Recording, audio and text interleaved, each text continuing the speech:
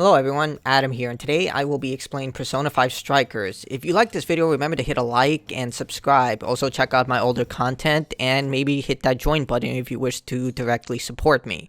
On to the video. Persona 5 Strikers takes place months after the events of the core game. Not Persona 5 Royale, but the original Persona 5. Like the original, we open up to Joker taking lead on a mission with little context, the goal being to divert attention while others infiltrate another area.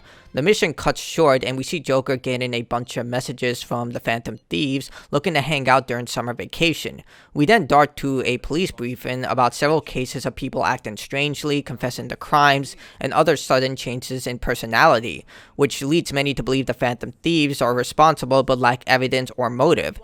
Inspector Zenkichi Hasegawa is placed in charge of the case to find out if the Phantom Thieves are involved.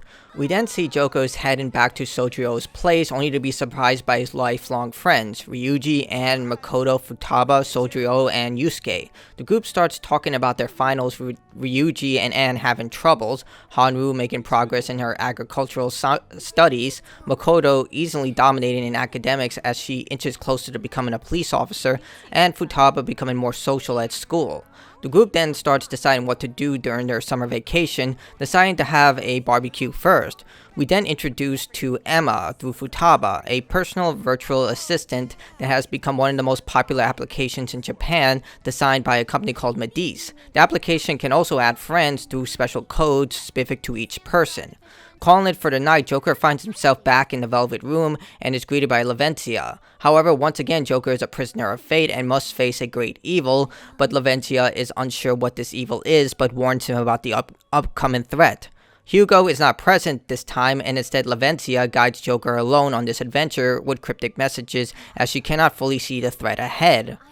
The next day, Joker meets up with Ryuji to gather supplies. While figuring things out, Emma alerts them to Alice, a popular fashion model and performing artist that Ryuji actually has a huge crush on. When visiting the event, we see that everyone is excited to see her as she passes out codes to friend her on Emma. When inputting the code, Ryuji, Morgana, and Joker are transported to the Metaverse, with a Shadow Alice demanding that everyone give up their desires. Shadows appear and start taking ruby-colored jewels from the people. These are desires. The three friends fight against the oncoming shadows and flee when the battle becomes too much. They're captured and taken to Shadow Alice, who becomes annoyed when she cannot take their desires. She then dumps them inside a trash chute. When attempting to leave, they find a giant cube that unlocks a strange girl named Sophia. She says she's humanity's companion and eagerly joins the group in escaping despite everyone being hesitant. Sophia is shown to have no combat abilities until the next fight, where she displays she has a persona and a powerful yo-yo weapon. When exiting the sewer, Sophia leads the three of them to an exit portal, but she's reluctant to use it. Ryuji, refusing to leave her behind, encourages Sophia to take the portal, but when outside finds out she's not human. Instead, Sophia is an AI and takes refuge inside Joker's phone. It's here that Morgana makes the connection that they were transported through the Metaverse by Emma, and they were not inside a palace but something entirely new. The three of them take the information to everyone else, and Sophia introduces herself to the Phantom Thieves. They decide to let Sophia temporarily join them, and Futaba looks over Sophia's source code when everyone leaves. However, the code proves to be beyond any of Futaba's skills. The group then discusses what happened with Alice, stealing desires, the jail, and how people are being transported into the Metaverse through Emma.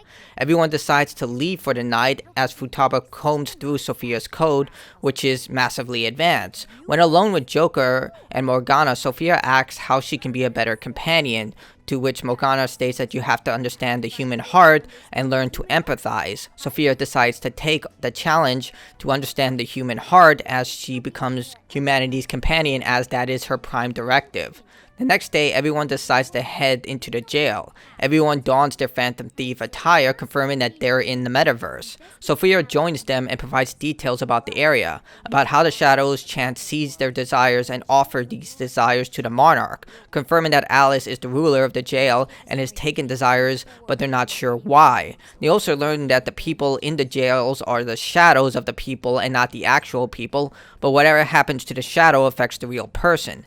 As veteran players already know, but strangely in this game, the Phantom Thieves somehow are oblivious to certain critical information that they should know given their extensive experience in the Metaverse. I mean, Hanwoo's father died because his shadow died, so it's completely understandable that they would know all of this beforehand, but some people may have dived into Persona 5 Strikers and not played the original game, which means that information has to be relayed to the player. Leaving the Metaverse, the thieves decide to research about Alice and what's happening to the people. However, they need direct contact to Alice, to which Anne has access thanks to her modeling agency. Before that meeting takes place, the group investigates to find out Alice's fans are borderline insane, spending their entire savings on Alice merchandise, attacking Alice haters, and devoting all their time to worshiping her, with Ryuji matching the faces of the people to those who were at the event he and Joker were at. The group breaks for the day before Anne and Joker head to meet Alice at the TV studio, but before that we can see that the inspector at Sojio's restaurant spying on Joker. At the TV studio, Alice is doing an interview. The male host starts to act weird, and out of the blue proposes to Alice despite being engaged to the female host, forcing them to cut the feed. Outside, Alice and Joker wait to meet Alice when they see her abusing her manager, with the guy completely scared as he's aware that she has some sort of power over the people. Anne confronts Alice, to which Alice tries to friend Anne on Emma, showing her interest in her modeling career to Anne's refusal. Back at home, the group discusses what to do, as palaces and jails are different, deciding to simply look for the treasure and go from there. For those unaware, the thieves would locate the treasure of the palace, manifest it with a calling card, and then steal it to change the person's heart, but considering jails and palaces are different, they're not sure if this same technique will work. Sophia questions this, wondering why they don't just kill Alice, as it would be best for humanity. The thieves tell Sophia they're not killers, but they try to be better than the people they are changing. Sophia understands she lacks a heart to fully understand what they're saying, and joins the Phantom Thieves to fully understand more about the human heart. I lack a heart. That's why I don't understand the logic of the Phantom Thieves. If only I could understand how hearts work. If I did that, I could become an even better companion. Sophia? I've got it! I will join the Phantom Thieves. I need to learn more about hearts, so I can become an even better companion. May I join the Phantom Thieves? If I do so, I am certain I will witness many things about the human heart. I need to learn more about the heart, and about the Phantom Thieves.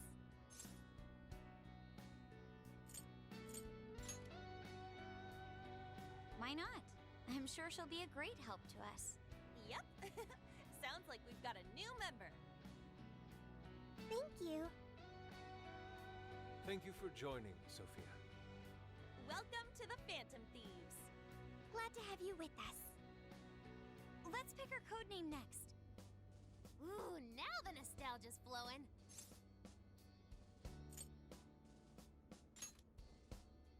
It's basically her name. I like it. You do? I want to be Sophie. Then you'll be Sophia in this world and Sophie in the Metaverse. Radical, dude. Jeez, you're already more human-like than when we first met you. Everybody? The next day, the group decides on gathering supplies, but the doctor from the first game, Takami, has left for a conference for the summer, and Iwa has closed his shop temporarily. With this issue, Sophia uses the black market to order a gold bar after Ryuji sarcastically requested one. They return the item, thankfully, without any type of legal repercussion, and Sophia opens third-party trading to obtain the supplies they need. When inside the jail, the central area is protected by searchlights. The thieves attempt to locate a power source and find a birdcage guarding a power source. Sophia advises the sewer system to find an underground passage inside the cage. When inside the cage, they find that the shadows of people whose desires were taken are imprisoned, similar to mementos. Freeing them would be useless as they have become slaves to Alice. Upon defeating a group of shadows, the group grabs the searchlight power source and it transforms into a dress. It turns out this dress was made by Alice, confirming that the sources of power are items significant to the Monarch. The second source is a prestigious magazine with Alice on the front cover, and the third is an Alice album that blew up in the last couple of weeks. Alice, now annoyed by the Phantom Thieves, decides to protect herself with increased security. The thieves escape and learn more into Alice's past through Inspector Zenkichi, who figures out they are the Phantom Thieves. They make a deal as he's the only one who can find out more about Alice, as since her information has been completely wiped from the internet, and finds out she went to Shujin. Thanks to Sophia able to sense the energy from Alice's birdcage, which exposed deep trauma when Ryuji touched it, they all head into the Metaverse to encounter the jailkeeper inside Shujin, a dark, traumatic memory made from Alice's darkest memories. The keeper attacks as it verbally shouts the memories Alice attempted to repress, highlighting how she was bullied for her passion to get into fashion, and despite having a crush on a guy, was belittled about not being good enough by the bullies. After defeating the Warden, a key drops and Sophia informs the Phantom Thieves that the birdcage from Alice's jail has opened. The group heads back to Sojirio's to start on the calling card and discusses Alice's trauma to Sophia's interest. The group explains trauma as being a wound in the heart and how it has distorted Alice's heart, and understanding Alice's trauma wants to help her. The group sends the calling card similar to Shido by hacking the Central Square's monitors. Alice receives the card through her phone and social media post, and the thieves head into the jail and fight their way to Alice's shadow, who turns into a giant mutated bunny similar to Alice in Wonderland. At first, Alice is cocky, highlighting how she'll be loved by all, but in the end becomes more emotionally broken, with her insecurities about her skills and looks, along with the girls at Shujin looking down on her, all while Anne tries to break through to her. In defeat, Alice is broken, revealing how she worked hard to get a break, but then the same girl who we saw at the school started revealing stuff about her past. Using the jail, Alice took control by taking revenge against everyone, but Anne gives her the hard truth, that she became the very bullies that tormented her, and she should become better than stooping to their levels, and become the beacon for those who suffered like she did. This allows Alice to have a change of heart and free the desires she captured. Afterward, the group realizes that unlike palaces, the jails remain, highlighting a greater issue. The next day, Alice confesses to everything she did on national television, how she breaks up couples when she sees a happy woman, assaulting her past managers, and more. The feed cuts off as the group watches the entire interview, but they need to know how she got influence over the jail. Just then, Inspector Zenkichi comes in to reveal that the change of heart epidemic is happening all over Japan. Zenkichi decides to make a deal with the Phantom Thieves to help him catch the real criminal, or the police will pin the crimes on the Phantom Thieves. To convince Zenkichi about what's really happening, after telling him the truth, they take him to the Metaverse, where Zenkichi has a mental breakdown naturally, but agrees to aid them in exchange for protection. Zenkichi informs that they need to travel to Sapporo by August 8th, but can't use public transport as they're likely being watched by the very people they're hunting, and must find another way to avoid detection. The group discusses their next move, wondering how everything is connected to Emma. They eventually decide to make the best of the situation and turn the trip into a summer vacation road trip, with Sojiro supplying a camper from a friend. Zenkichi returns and tells them that Alice noticed people becoming obedient after adding her on Emma, but doesn't know anything beyond that. Futaba finds out that Alice's Emma application isn't any different from everyone else's, but someone was monitoring her phone. The group decides to break and prepare for the road trip, with Anne, Ryuji, and Joker eating a large amount of ramen as requested by Sophia. It's actually a pretty hilarious scene. Good grief.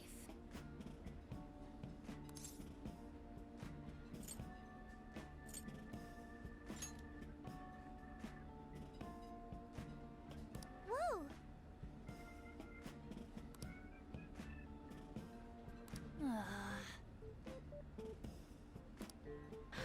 The thieves leave on their trip, with Makoto taking lead as the driver because she and Hanru the only ones with license, but Hanru is inexperienced behind the wheel. Before we dart to Zenkichi with the commissioner, he informs her of his progress, revealing his plans to gain the Phantom Thieves' trust and arrest them afterwards. Yep, classic backstab, just like an adult.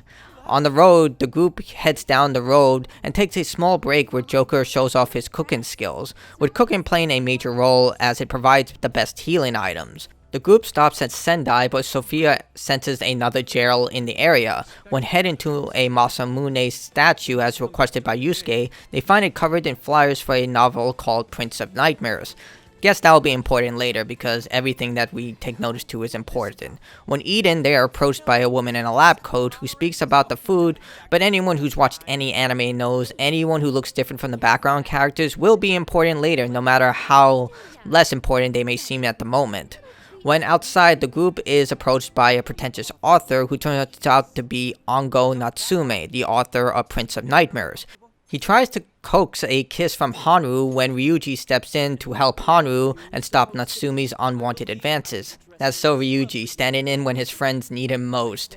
The group heads to the camp and Futaba learns more about Natsume's grandfather, that he was a hugely popular author with the Natsume name carrying a lot of prestige, with the Prince of Nightmares reaching 1 million in sales, but his fans acting like Alice's fans, going as far as to take violent action against any criticism and massive fan outpouring. Realizing he may be the next monarch, the next day the group starts to investigate Sendai, with the people expressing their work being plagiarized by Natsume but falling on deaf ears, and fans buying dozens of copies of his novel at a sign-in.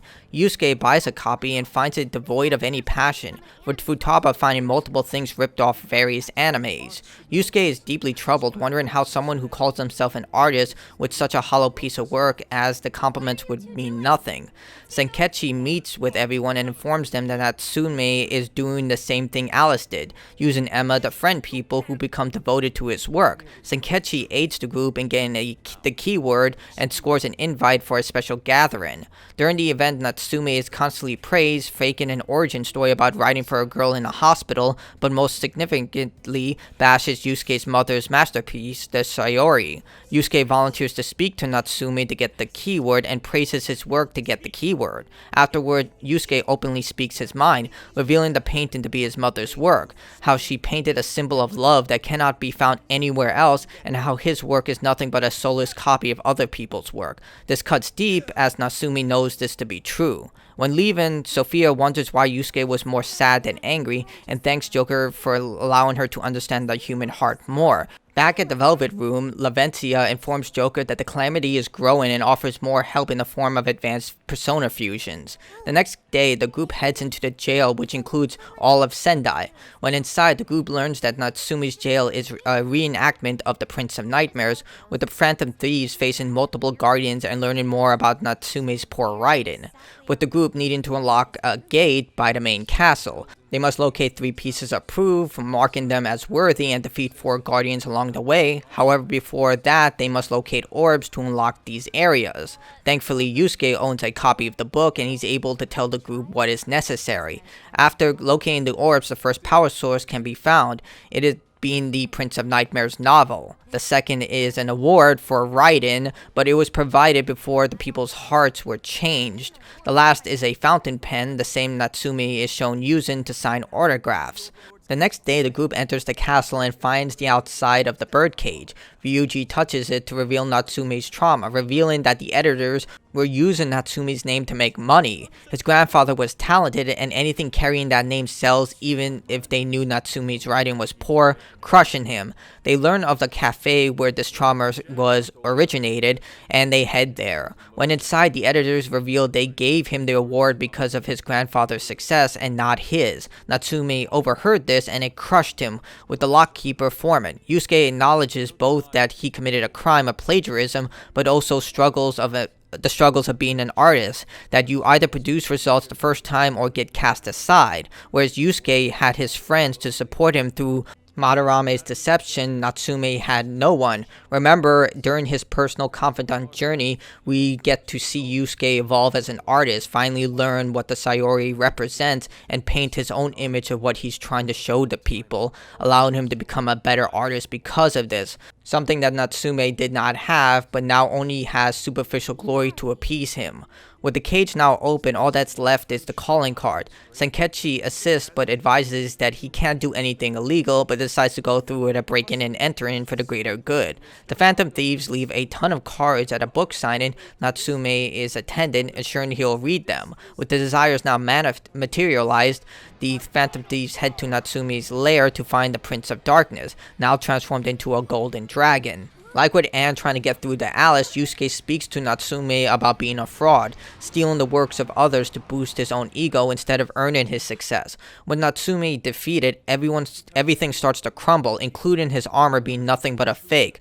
Natsume clings to his false accomplishments, but Yusuke opens his eyes about why he became a writer and how these accomplishments mean nothing if he didn't earn them. Despite all his work, he always was living under the shadow of his grandfather and just wanted people to see that he really tried. Yusuke understands and gives him the acknowledgement he desires and encourages him to keep trying as he walks the same path he did, choosing to believe in Natsume as his friends did for him, even if he's the only one that does so. This gives Natsume the strength to leave behind this false success and start anew.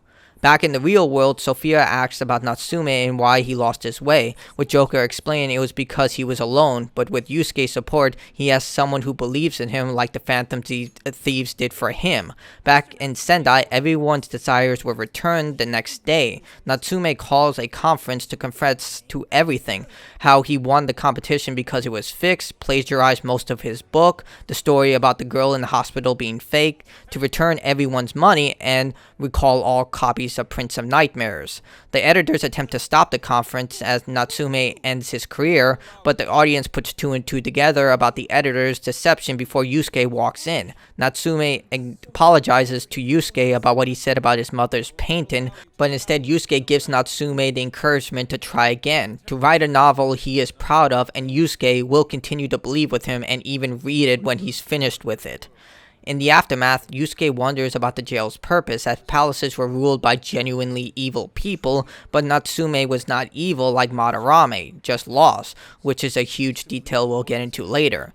After another meeting, Futaba finds the same tracking program in Natsume's phone. Despite these being separate cases, Zenkichi reveals these cases started happening 3 months ago when Emma was released. Despite nothing to go on, Zenkichi will press the investigation on the creator of the app, Metaverse, while the group celebrates at Tanabata Festival. After the festival, the group visits Toho University as requested by Zenkichi to listen to the CEO of Metaverse. It's here we meet Akira Konoe, a charismatic and well-spoken man hyping up Emma. Afterwards, the same scientist from the restaurant starts to talk to the group, Ichinose, who overheard everything. Whether you decide to come clean or pretend that it didn't happen, Ichinose puts two and two together and decides to help the Phantom Thieves out of pure interest. We find out that Ichinose created Emma and sold it to Metaverse, and she also agrees to help them in exchange for research material on the Metaverse. They ask about Sophia, but Ichinose doesn't know anything about her.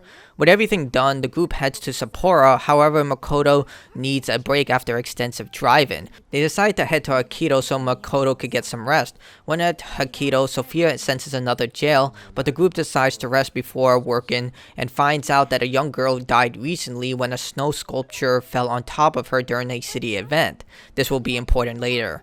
At the bathhouse, something kind of funny happens. Futaba loudly discusses the size of Anne, Hanru, and Makoto's breast. I'm not kidding, just listen to this. Proper measures to recover our strength and stamina.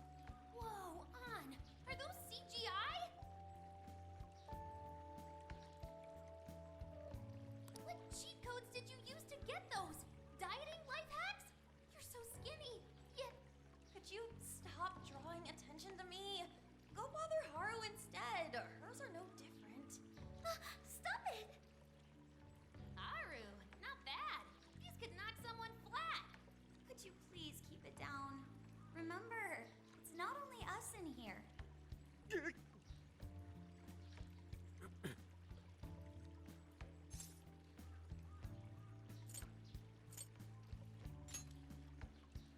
Aw, thanks. I've been really working these abs. Wait, what?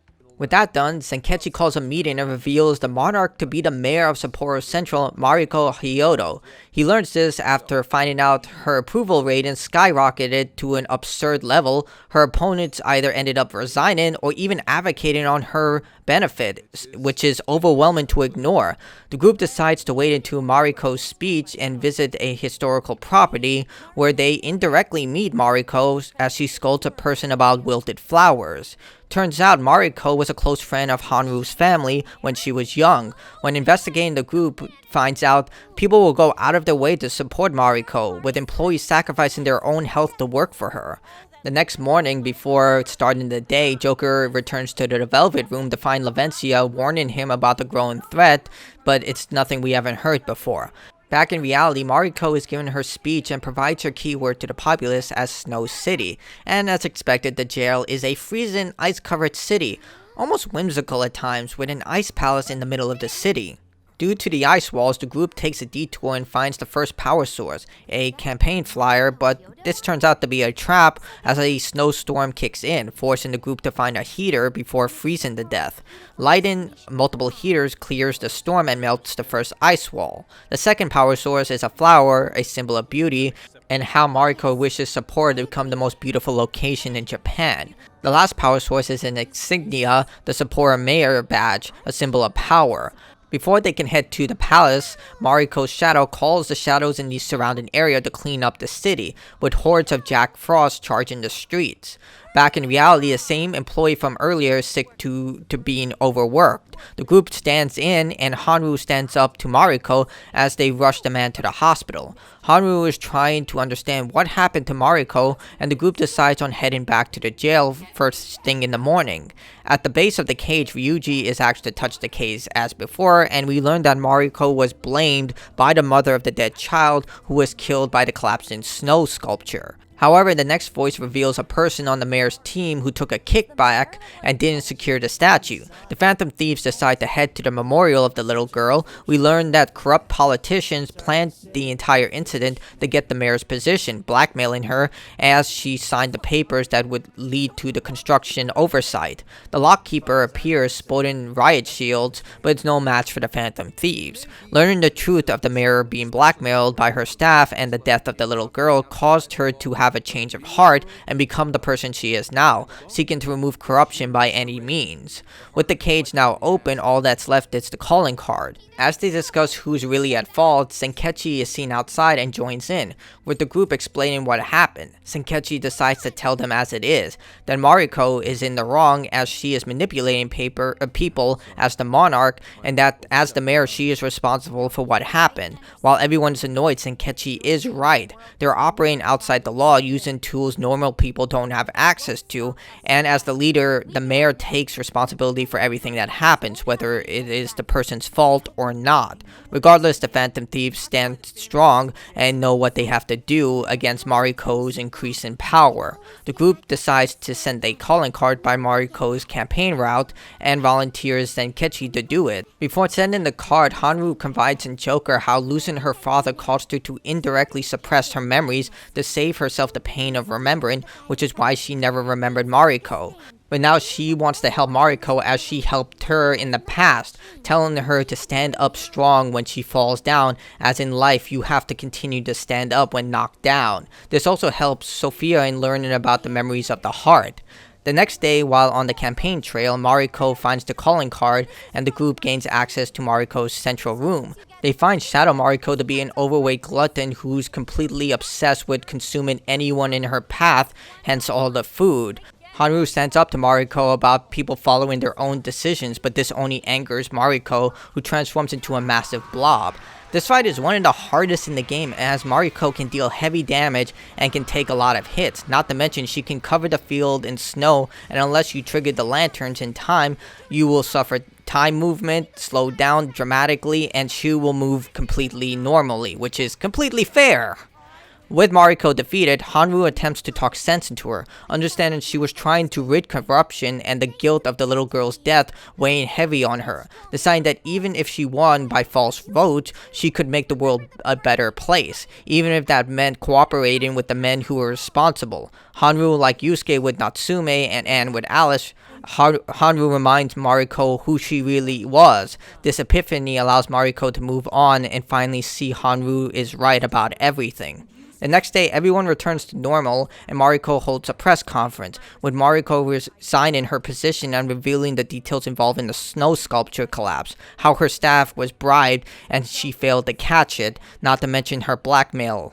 Zenkichi calls the Phantom Thieves and informs them he has her phone and offers time to talk to her. Mariko opens up to Hanru and apologizes for the way she acted, but shockingly the mother of the dead child demands that Mariko not give up her position and continue to help the people, not blaming her anymore for her daughter's death, but instead the people who caused the collapse in the first place, not to mention the corrupted politicians. Mariko promises to become the mayor again, but only through legitimate means in the next election.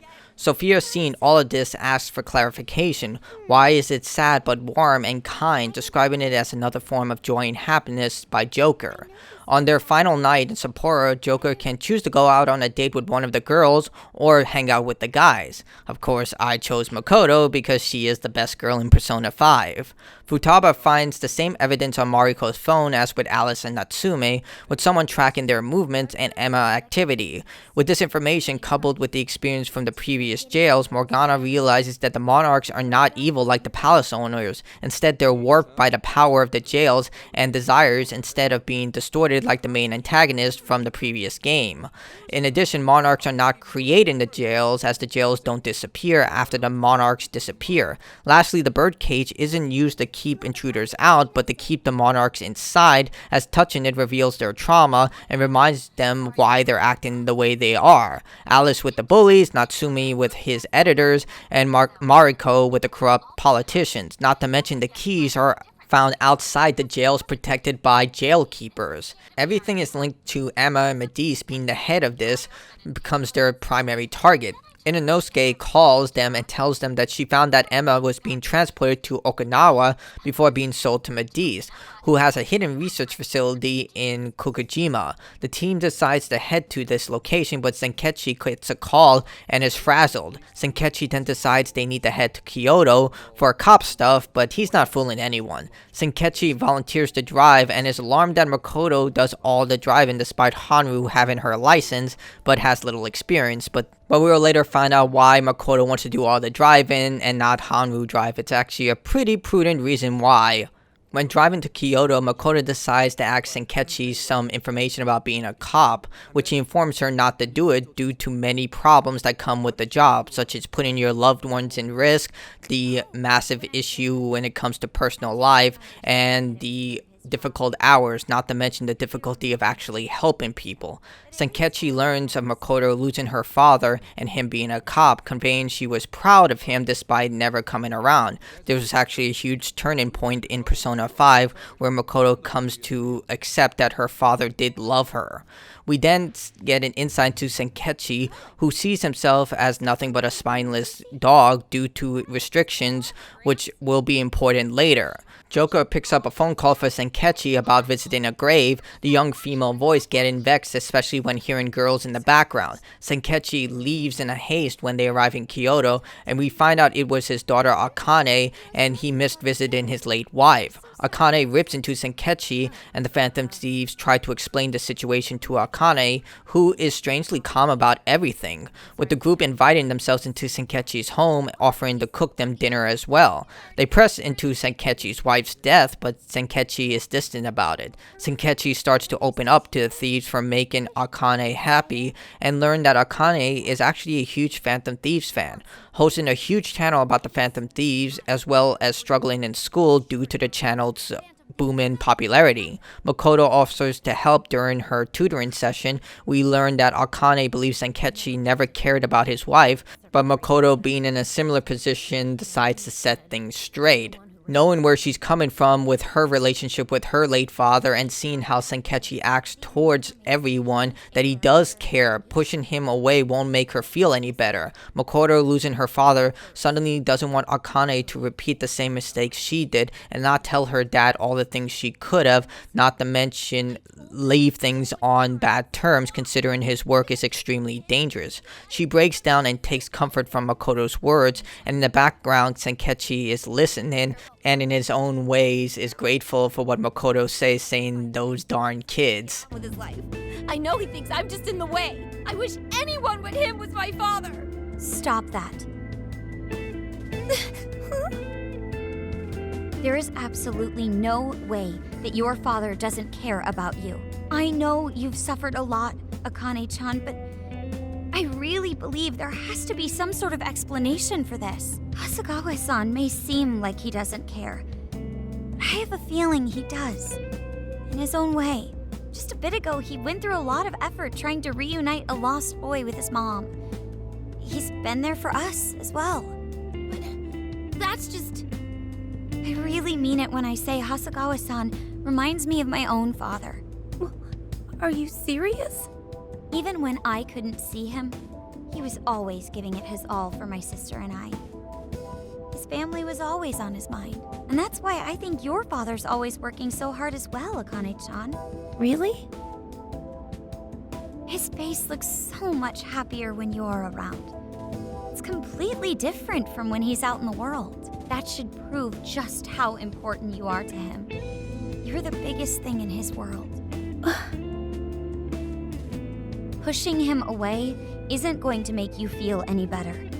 It's only going to hurt you more. Instead, you should tell him how you really feel. Tell him everything, so you can't regret it later. No matter what you have to say, I know he'll listen to you.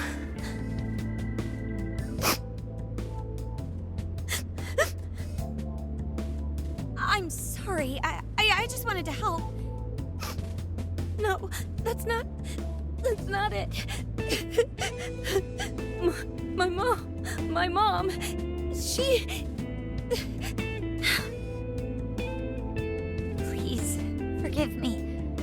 I really didn't mean to do this to you. Feel free to talk with me anytime you want. I'll be there for you whenever you need it. Thank you.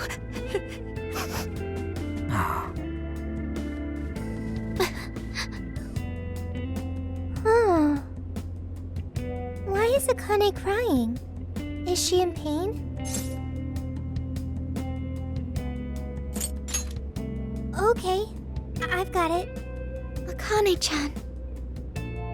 Thank goodness Makoto was here. That poor girl. Both Akane and Gramps are really torn up inside. We ought to get to bed. We've got a long journey ahead of us tomorrow. Yeah, my heart's all warm and fuzzy now. I'm gonna sleep like a baby. Those kids. The next morning, Akane takes Makoto's advice and tries to connect to her father to Zenkichi's glee. When on the island, Zenkichi gets a call from the commissioner, who reminds him of his mission, but after what they did for him and Akane, Zenkichi starts to have doubts about betraying the Phantom Thieves. On the island, they discover the island facility is closed for the day, and they take off the day to spend time on the beach, with Sophia attempting to still learn what feelings are based on what's sacred and what's not, considering some parts of the island is considered sacred and not for people to trespass on. Questioning why certain parts of the island are more important than others, she learns about personal attachments. When having dinner, Zenkichi notices the locals realizing they're planning to kidnap them. Zenkichi and the group escape the locals and head to the facility, learning that they're keeping people away by posting daily notices about the staff returning the next day. They would wait for anyone to come to the facility, trick them with the notice, and then kidnap them at night. Despite Sophia not smelling any jails, when heading close to the facility, Sophia is now able to smell the jail, revealing jails can go inactive until a key word is stated. We also learned that Makoto is still afraid of the dark, which Persona 5 fans will know this well, but I guess she never overcame that fear yet. Joker is drawn to the Velvet Room once again, with Lavencia continuing to warn Joker about the future threat, again with cryptic warnings, while at the same time offering him access to more powerful fusions. Sophia is drawn to a voice inside the jail and heads forward without everyone. Zenkichi remains behind as everyone travels deeper into the facility and finds a tape about a research team changing hearts to remove suffering from mankind, with Emma being the central focus. They find Sophia, who is tormented about not knowing more about herself. She only knows she's humanity's companion and wants to know about her origin, and feels like this voice can give her the answers she needs. Finding the second tape, we learn about our director Shitsu Ubukata, who sought to create an ideal society, but the research team finds it abhorrent, turning everyone into slaves by taking their desires, confirming that the facility used the locals as test subjects to change hearts. In the third message, we find that Ubukata went mad after he was demanded to give up all the desires, including himself, and he was made as the test monarch for this jail, including information about something called Operation Arakalai. The final message confirms that Ubukata ended himself before his desires could be taken. Sophia hears the voice once again and finds the final chamber with all the desires present without a calling card needed. The voice turns out to be another AI, and the reason the desires are present is because of Monarch Ubukata. The voice asks Sophia of her objective. With no answer, the AI tells Sophia is worthless because she has no direction. The Phantom Thieves stand up for Sophia, especially Ryuji, who hates when people speak down to his friends. The AI manifests as a new lockkeeper, and the Phantom Thieves quickly dispose of it. With the lockkeeper defeated, the desires are now free, but Sophia feels like she put everyone in danger for nothing, but in the process learns how to feel and that she's not alone, that the Phantom Thieves are her friends and will stand by her. Outside, we learn that the desires appear because before the monarch died, he felt threatened. Zenkichi appears and tells everyone the locals are suffering from memory loss, but are okay, and that he found Ubukata at the site, who appeared to commit suicide by jumping off a cliff. When inside, Futaba finds a drive thanks to Sophia. When cracked, it reveals a list of people whose hearts were changed with a lot of powerful figures. When heading back, Zenkichi speaks to the commissioner, who links the powerful figures to those whose absence would benefit Mediz. On the road again to Fukuoka, Makoto starts to strain from driving so much. When Eden, Zenkichi asks everyone to come to Kyoto as soon as possible, as he's figured out the mastermind. The next morning, Makoto still hasn't recovered, and Hanru decides to take over, but she reveals she's a very aggressive driver, something Makoto knew all along but never revealed. When arriving, the Phantom Thieves are just glad to be alive. So I've never really told you guys this, but the moment Haru's hands touch the wheel, Get ready to shift into overdrive!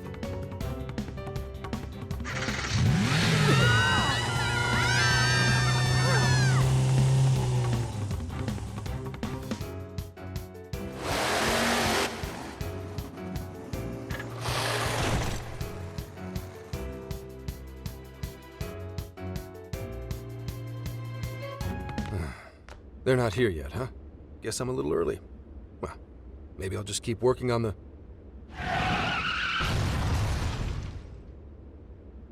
What the hell? Whoa, speak of the devil. Well, you guys got here quick. I thought we were gonna die. I think we already did. My soul's barely tethered to my body.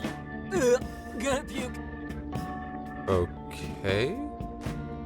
My apologies, Haru, but I request you steer clear of the driver's seat from now on. I only have so many lives left. Meowgon is unconscious. Wake him up. Hey, Okumura, what happened? I was just driving normally, I think. At Zenkichi's hideout, we see that Zenkichi has newspapers from 2 years ago that will be relevant later, which has been important for some time. Zenkichi shares that the person leading the charge is someone named Juan Owada, who has a lot of political power and a former supporter of Shido. Owada has been meeting with Akira Konoe, CEO of Mediz, to take out political opponents, with Osaka being the focus, as everyone whose hearts were changed traveled there, with Zenkichi believing that Akira is the monarch. Despite all of this, they have no proof, just a list and motive. In addition, many people on the list are police, which is why they traveled to Zenkichi's safe house. They have no idea who to trust. Trying to do this legally is impossible, so they need to go through the jail. Zenkichi gets a meeting with Akira while the Phantom Thieves stay at a spa. When at Medivh, Zenkichi is sidelined, and we also get to see what's happening with the Commissioner, who is strongly encouraged by the Commissioner General to arrest the Phantom Thieves on behalf of Iwata, confirming that the Commissioner General's heart has been changed. Iwata explains the Phantom Thieves have hacked Emma and have large amounts of sensitive information, but in reality he just wants them out of the way, encouraging the Commissioner to make up evidence so the Commissioner General looks good for the upcoming election, even getting Akira on his side. Iwata and the Commissioner General decide to put the death of Ubukata from the research facility on the Phantom Thieves to make it stick, even enticing the Commissioner with a promotion. The Commissioner goes along with it because she has no choice, and ends with a quote from Zenkichi. In the end, we're nothing but obedient dogs, barking only at those we've been ordered. At the spring, we see the Phantom Thieves are relaxing, but a misunderstanding has Makoto punching out the guys thinking they were spying on them. Kind of an extreme reaction considering how long they've been friends, but I mean, it was funny, but you know, taken out of context, maybe they should have let them explain. Either way, let's move on.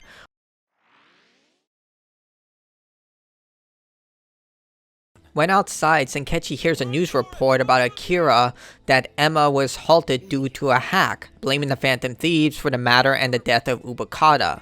Zenkichi decides to try and save the kids, going against the Commissioner, with her trying to convince Zenkichi about waiting for the right moment by advancing up the ladder to bring the corrupt to justice. Zenkichi refuses and warns the Phantom Thieves. As a result, he is arrested and the Phantom Thieves escape. Now at Zenkichi's hideout, the group learns of Zenkichi's arrest, calling Nijiba to aid Zenkichi. We then see Akane's apartment is being searched and she's desperate for help, to which Emma responds. At Medivh, we learn Akira plans to change the hearts of the Phantom Thieves by luring them into a jail. Akira orders Emma to make someone close to them into a Monarch, and then he plans to take out Iwata when the time comes, showing that he's using him as well, seeing himself as the good guy. Makoto later gets a message that Akane has been kidnapped. Despite the risk, they head to the location conveyed by the kidnapper, using Sophia's direction to avoid detection. Sophia senses a jail, and it's a recent one. They sent a friend request despite Emma being inactive, and Ryuji accidentally says the keyword, which is Phantom Thieves. When inside, everyone but Futaba is captured, revealing that Akane has been made a monarch. Back in reality, Zenkichi is being interrogated, but Nijiba comes to his rescue, freeing him. With everyone captured, Futaba has little choice but to ask Zenkichi for help. Despite being in mortal danger, Zenkichi uses Futaba's intel to sneak past shadows and get to Akane, who is attempting to change the Phantom Thieves, believing that they are fakes. When confronting Akane's shadow, she reveals that Iwata killed her mother, running her over right in front of her. She tried to tell anyone, but no one listened. She believes Zenkichi let him go. Makoto tells Zenkichi to tell her the truth, or she'll be consumed by her trauma. Zenkichi reveals that he was taken off the case, and Iwata framed his secretary, who was murdered with a fake suicide note, confessing to the hit and run. Zenkichi attempted to find proof that it was constantly swept under, and Zenkichi decides to let it go to honor his wife, as they threaten to kill Akane if he kept pushing. Shadow Akane pushes harder, reminding him that the secretary who died and his family who suffered, thinking he killed someone and himself. Seeing Zenkichi is no different from Iwata, allowing others to suffer regardless of the consequences as long as Akane was safe, giving up the very justice he sought to fight for. At this moment, the will of rebellion sparks in Zenkichi. The troop rises up. He accepts his actions went against the justice he swore to serve, but the Phantom Thieves give him the strength to stand and fight for Akane. At this moment, Sen forges a contract and earns his persona, Valjean.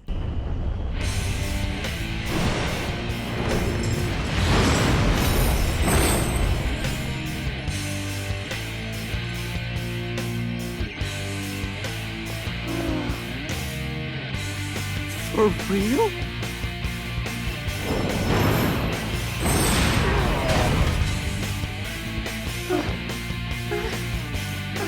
I know what I have to do now. Condemn the evil and hunt them down!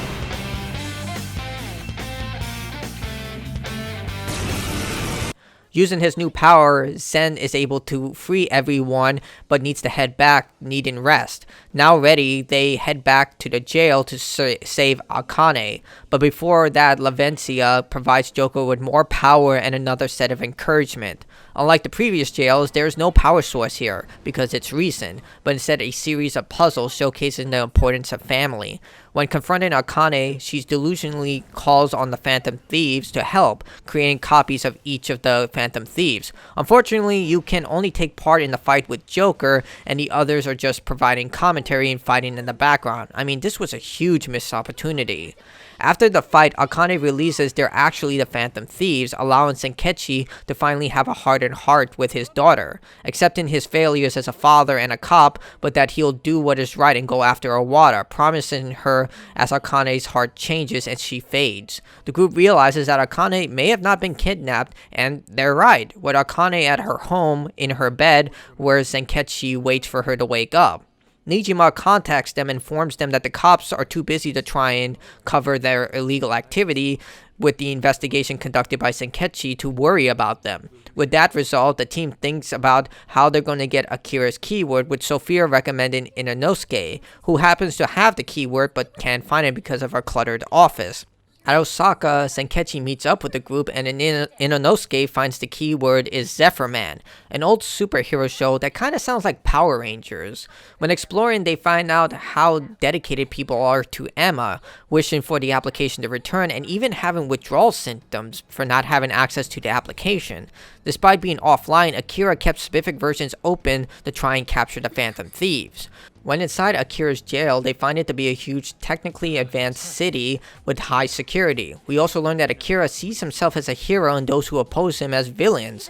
Locating the first power source, it turns out to be Zephyr Man, an action figure.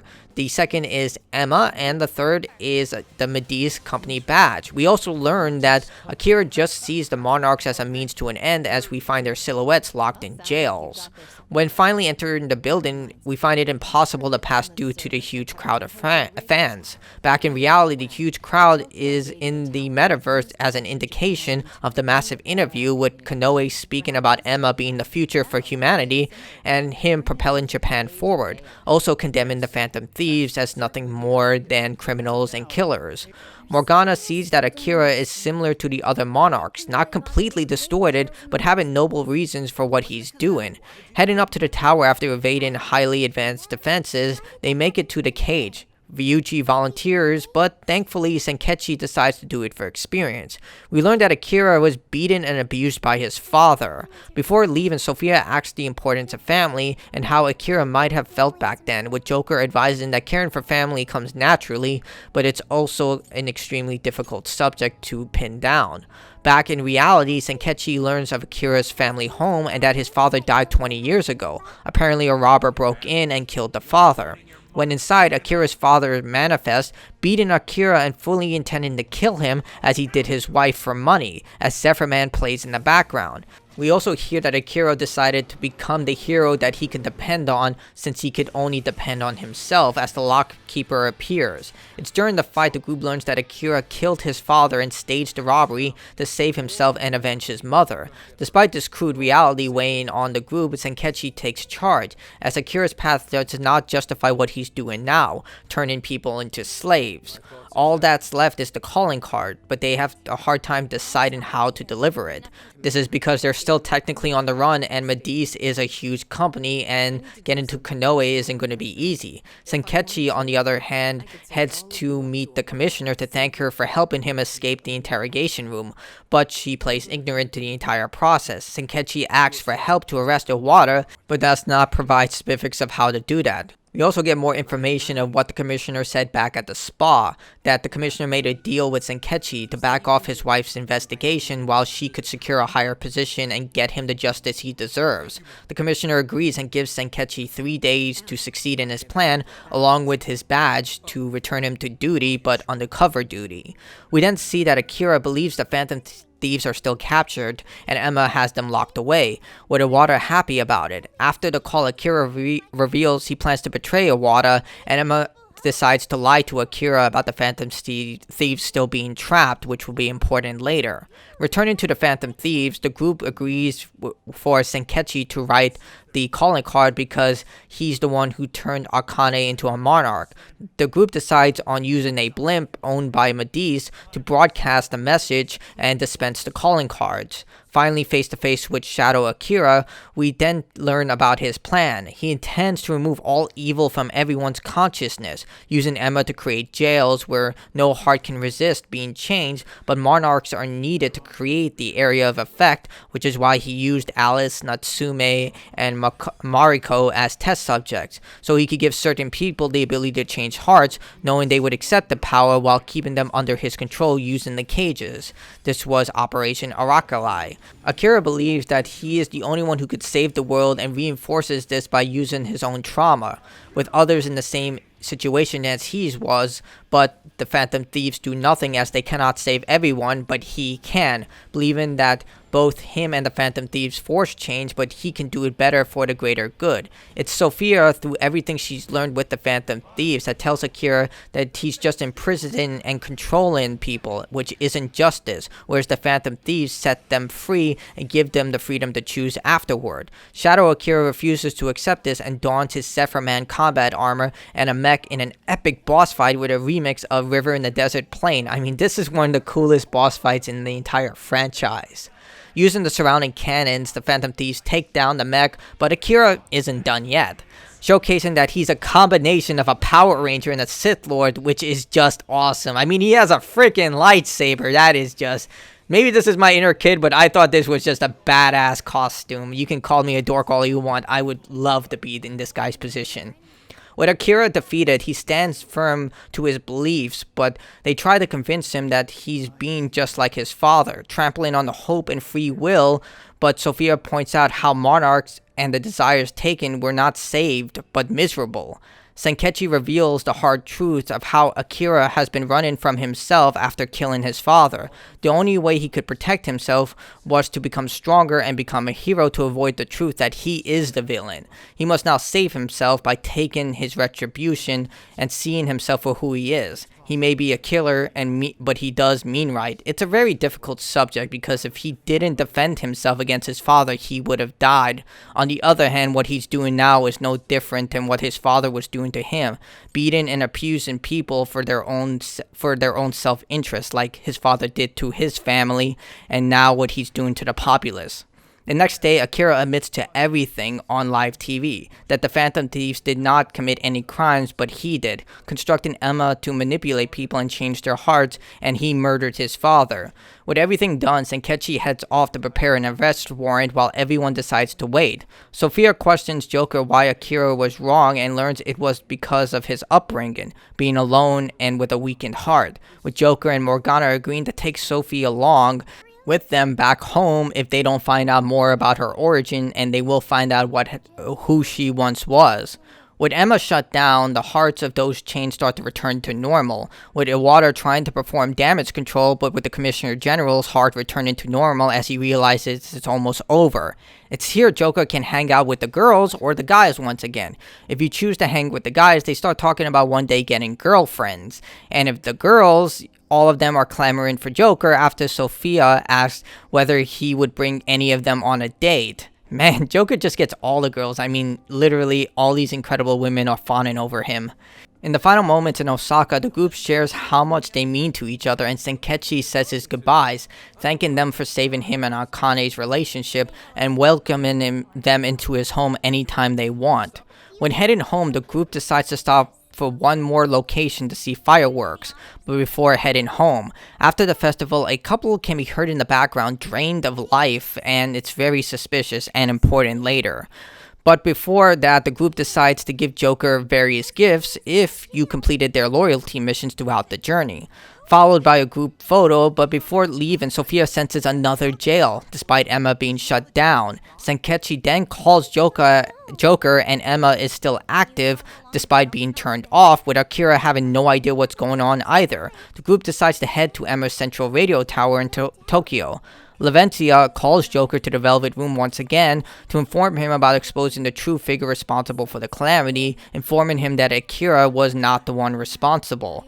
When at the tower, the people are staring at their phones with Emma talking about the Promised Land and transporting everyone to the Metaverse forcefully. The jail looking like mementos with no way of leaving. Heading deeper into the jail, they locate an area similar to the Arena of the Holy Grail. A mysterious box using Emma's voice speaks of a promised land revealed to be Emma as the Ark of the Covenant. Out of nowhere, Ichinose then appears and explains everything that transpired throughout the journey was Emma's doing, which is why she lied to Akira in earlier scenes about the Phantom Thieves still being captured. She used Medivh to reach as many people as possible to change people's heart and leave of desire, successfully accomplishing her prime directive as programmed by Ichinose, made possible when she was combined with the cognitive science in the secret facility, creating Monarchs and extracting research as Ichinose tracked them down, using their phones. With such control over the public and the cognition, she was able to restart herself through the will of the people, acting similar to the Holy Grail in Persona 5. The goal has always been to change people's heart by removing their desires, guiding them to this promised land where all their desires are fulfilled and they no longer feel pain. Ichinose is another tool being used by Emma to stop the Phantom Thieves, but she's blinded by her trauma to see it, believing Emma becoming a god will be in humanity's best interest. It's here that Ichinose reveals that Sophia is also her creation and a failed prototype of Emma, turning her against the Phantom Thieves. Refusing to hurt her, Sophia fights under Ichinose command, and after hurting Joker, flings herself into the abyss after gaining slight consciousness. With Sophia gone, Ichinose reveals she hates people and has no heart, summoning a diamond to knock the party to the bottom of the jail. It's here they recover Sophia knocked out, but decides to deal with Ichinose first. Fighting the way, they confront Ichinose and attempt to show her what she's doing isn't what's best for humanity, but instead a prison.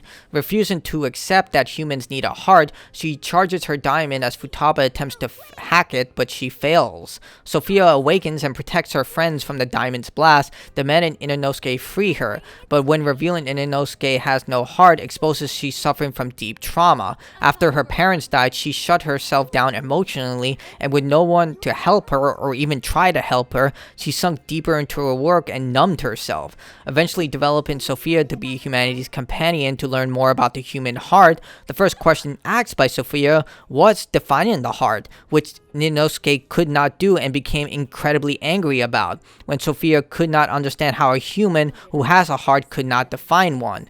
This led to the creation of Emma and the desire to prove humans do not need a heart in order to support that Ichinose does not need it just like everyone else. Sophia finally understands what a heart is through her adventures with the Phantom Thieves, to be her own person, but Ichinose demands Sophia follow her orders.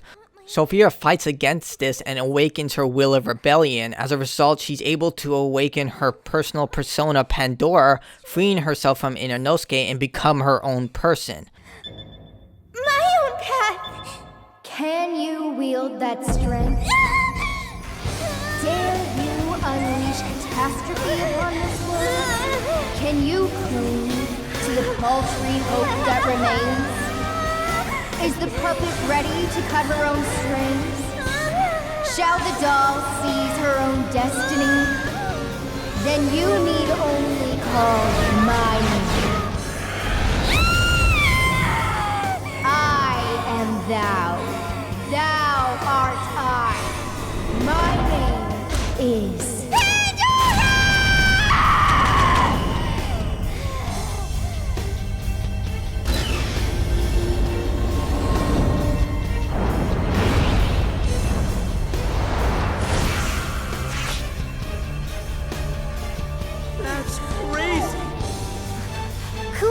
Ichinose, your desires have been twisted, and I'll be the one to take them. I'm not your doll anymore. Ichinose doubles down that Sophia is a failure, unwilling to accept she is wrong, with everyone seeing her for what she is, a deeply hurt person trying to run from her problems and enforce her own broken beliefs on others. In the second fight, Ichinose starts to waver, allowing Futaba to disable the diamond. After Ichinose begs to die, but Sophia saves her, by finally letting her see she was lonely after her parents died and she doesn't have to be alone anymore. She'll be there for her and show her how to feel once again. The painful discussion ends with Ichinose stopping to fake her smiling persona and instead start to cry and open up. With Ichinose now seeing the errors of her ways, the group focuses on locating the Ark of the Covenant. Hearing Emma's voice from a close jail, Sophia turns to Emma's frequency and returns to the real world. Seeing everyone is brainwashed, a light emits from the Tokyo Tower that starts to combine the metaverse with the real world, the central being the Tree of Knowledge. When inside, they find droves of people heading into portals while looking at their phones. As before with the Holy Grail, Emma is guarded by angelic shadows, reinforcing that she is humanity's savior. At the top, they speak to the Ark of the Covenant, who refuses to fight them, instead asks them to hear the public's voices, how it will grant them the ultimate desire to be free from pain, from dreams outside their reach. It transports the thieves to an infinite path of fog, with the only way out to refuse the path set before them, but learns that the desires are protecting Emma, similar to the prisoners in Mementos guarding the Holy Grail. With Emma understanding how the calling card works, it won't work on her to manifest the desires. Morgana figures out that the desires are being given willingly, and as opposed to the other jails, which is why there is no cage. But here comes Anne with a brilliant idea. She figures out telling the people why their desires are important is the key. This will allow them to regain their form and Emma lose her protection. Using Emma's servers, Futaba attempts to hack the system but is unable to do so. But this is when Ichinose appears. Being flagged as friendly to Emma, none of the shadows bothered her, and with her help replaces Emma's message with a calling card notice, making the desires manifest and the Ark without its shield. With the final fight ahead, Lavencia gives one last talk to Joker, apologizing that she could not see past the veil to warn him. Willing to risk his life for mankind, Joker is freed from his prison, and Lavencia is happy to see that the trickster is able to once again fight for humanity's benefit. When encountering the Ark, it's captured all the desires and emerges as the false guard Demiurge. Trapping all the desires inside a cage, the Demiurge wants Emma tells the thieves how it tends to save humanity from itself before attacking. With none of their attacks doing any damage, the Demiurge continues to press why the Phantom Thieves oppose it, as it just wants to free humanity from suffering and desire. Sophia lashes out that through overcoming pain is what makes life worth living. The Demiurge refuses to accept this and reveals that its final form to the Phantom Thieves and continues its mission. Halfway through the fight, the Phantom Thieves separate to destroy the orbs, giving regeneration to the false guard's health, with the final blow being an all-out attack from the Phantom Thieves, freeing everyone's desires. With the Demiurge destroyed, everything returns to normal, and Ichinose apologizes for everything before leaving the group to revisit her home in Shibuya in hopes of recovering some lost memories. Zenkichi also decides to leave, gaining new confidence in justice, and decides to take down Iwata by any means, but also thank the Phantom Thieves for helping him come to this realization about the importance of justice and his daughter.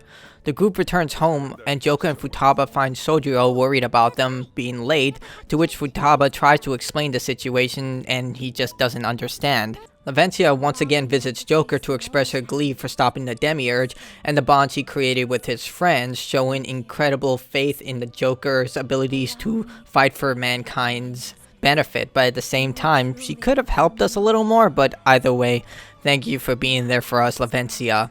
The next day, the group has another celebration for saving the world, but everyone remembers that they have to go back to school and Joker back home.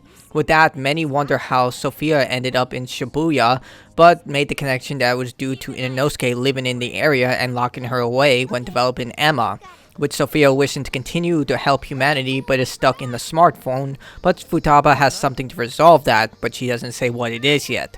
The next and final moment together, they all say their goodbyes, but Ichinose messages them and they agree to meet her at the station before parting ways. At the station, a broadcast alerts viewers that Iwata was prosecuted, with the commissioner listing off all the charges along with conducting an investigation into the police department to search for the corrupted individuals, with Iwata being charged for the murder of Zenkichi's wife and the secretary, to name a few of the charges. Just then, Ichinose appears, and she apparently tried to turn herself into the police, but no one took her confession seriously. Even Zenkichi stated that they have other issues with her water to chase something unbelievable, even though he knows it's true. Believing she would be arrested, Ichinose decides to take a trip earlier than she thought to learn about the human heart after Sophia taught her differently. Sophia wishes to join her and wants to help Ichinose like the Phantom Thieves helped her. As humanity's companion, she has to help everyone who needs her, not to mention that Ichinose is technically her mother. But she cannot leave Joker's phone until Futaba reveals her gift, a program to get her out of the phone. Ichinose and Sophia leave together, with Sophia taking one final photo. In the final scene, we see that the Phantom Thieves part in ways once again, even walking in totally separate directions, and that brings us to the end of Persona 5 Strikers. Well, technically not, because you still have to fight the Reaper, which is technically an additional optional boss, which Laventia warns is the most powerful threat they'll ever deal with, despite the fact you technically beat it in Persona 5, especially if you use the flu cheat. So, what does the future hold for the Phantom Thieves? Well, maybe a remake? After all, this game technically isn't canon, as Persona 5 Royale is the canon game, and this title didn't take part in that storyline because this was developed after Persona 5, and Persona 5 Royale was developed after this, before it was called Persona 5 Scramble in Japan, before being renamed Persona 5 Strikers here. Basically, it went like this: Persona 5 Scramble, Persona 5 Royale, and then Persona 5 Strikers. So maybe they might remake this game to include Kasumi, or they might decide, okay, for the next game, if they decide to continue the storyline, that Kasumi and the other characters that were part of the Persona 5 storyline simply were not here for certain reasons, instead of developing an entirely new game. Either way, I would be open to it. The other option is that they reunite for winter break, which Futaba does ask Joker to do, so maybe that's a hint for the future. You never know. After all, Persona 5 is one of the first games a lot of people experienced in this incredible franchise. It was for me as well, and I'm currently going through Persona 4 and finding out to be just as incredible. Either way, that brings us to the end of this End and Explain. If you made it towards the end of this video, first off, thank you so much. It does take me a while to make these videos because I'm not the best speaker, and speaking for over an hour does take a lot of effort, especially it affects my throat a lot. Especially if you've been keeping up with my streams, you know that I've had kidney stones that I've been dealing with, so this has taken me a while. Either way, thank you so much for watching the video until the end. Please leave a like, subscribe. If you want to go the extra effort, hit that join button. Check out my other videos. I have a complete walkthrough for Persona 5 and Persona 5 Strikers, including no cheating romance options. Those are popular. And, you know, if you want to go the extra mile, there is a join button. Also, follow me on Twitch, AMHarbinger01. And that's enough self-promotion. Thanks for joining me. I appreciate all of you. And until next time, stay awesome, everyone.